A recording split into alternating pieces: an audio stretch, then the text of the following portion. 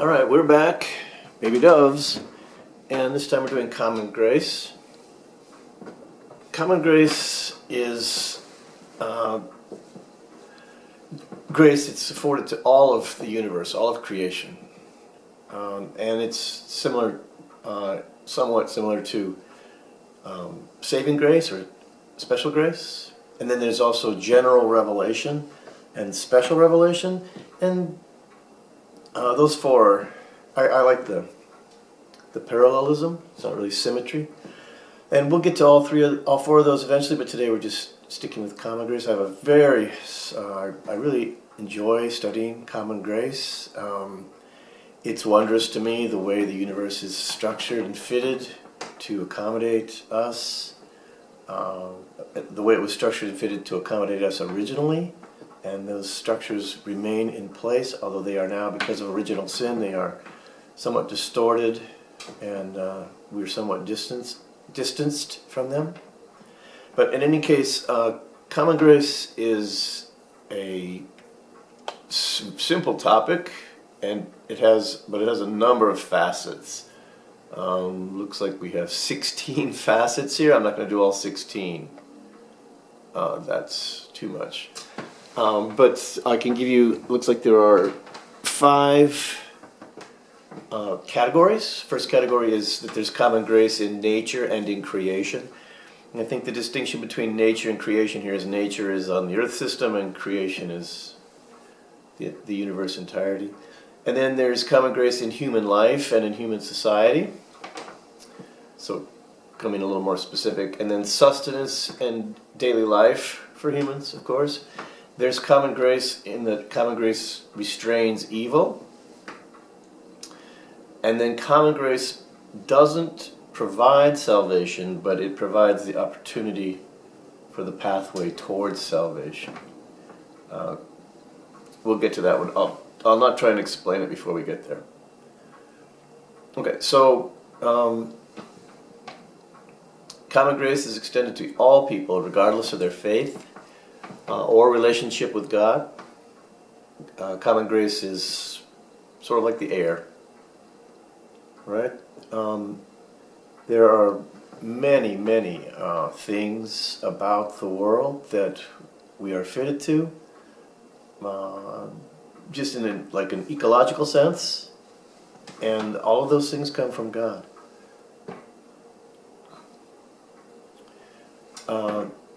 We can be a little less direct in our physical needs and say that the beauty of creation is a function of common grace. And things like, for example, the seasons, which are not only something that we enjoy because of the pattern, but are also something that provide for us because of the ecosystem that is attuned with the growing seasons. So things like our internal conscience, our knowledge of right and wrong, and our moral understandings, those are a part of common grace. Our creativity and our innovativeness, those are part of common grace. And then social structures like families, governments, communities, they provide a huge amount of for our well-being. They provide for our well-being to a great degree and are a part of common grace. And then last in this category is love and relationships, companionship, romantic love, friendship. These are all part and parcel with common grace. Health and healing, the provision of work. So we don't just work to get money and to buy what we need and what we want. Work is supposed to be fulfilling for us. It's supposed to be something you would do even if you don't need the money. Something that you would do because it engages you with the world, it engages your mind, engages your body with the world. It's a way to socialize. It's a means of socialization. And then things like music, laughter, sports, all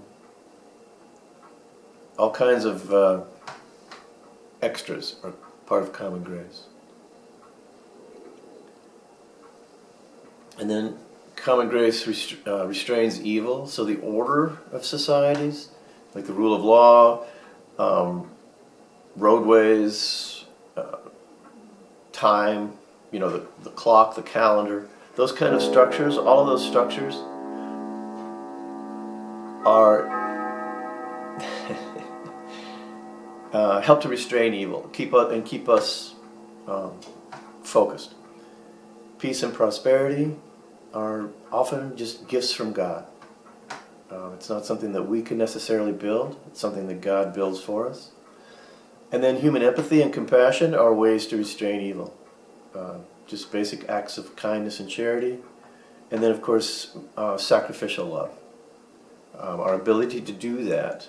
Right? Some people are just able to do this, non-Christians, able to do this because it's a part of who they are. And that's a function of common grace. And then the last category here is common grace provides opportunity for salvation. Because God is delaying His judgment on the world, that provides opportunity for people to turn to Him in faith. The testimony of creation, like all of the things above that give order, the previous dozen or so bullet points that provide order, not only provide for our material well-being and give structure to our lives, but they point us to God. They are from God. The Logos is highly structured, highly ordered, and it's possible to see God in that. With a little practice, if one tries. Not for everyone, perhaps. People have different gifts, different facilities. And then the freedom to hear the gospel is a part of common grace. So the fact that we are able to print Bibles out, and there are radio shows, TV shows, and things like this channel. The fact that the church in most countries is able to function, or I should say in many countries is able to function. All of these are a function of common grace and provide the pathway towards saving grace or special grace. Okay, and so I have a couple of verses here. Matthew 5, chapter 5, verse 45. He causes the sun to rise on the evil and the good. He sends the rain on the righteous and the unrighteous. Some basic things, right? Like sunshine and rain from God, there to benefit us. And then in Acts 14:17, yet He has not left Himself without testimony. He has shown kindness by giving you rain from heaven and crops in their seasons. He provides you with plenty of food and fills your hearts with joy. So I'm thinking as we're going here, whoa, is it just like sunshine and rain? But when it says fills your hearts with joy, right, that broadens it out considerably. Okay, so common grace serves as a testament to God's goodness and generosity, even toward those who reject Him. And God loves all of His creation, and is providing ways for us to find Him. Right? Thanks very much.